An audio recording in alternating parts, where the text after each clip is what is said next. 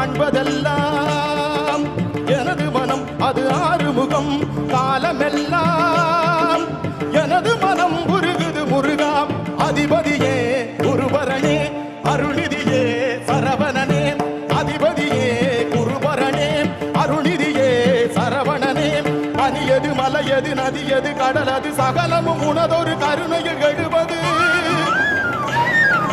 பனியது மலையது நதியது கடலது சகலமும் உனதொரு கருணையில் எழுவது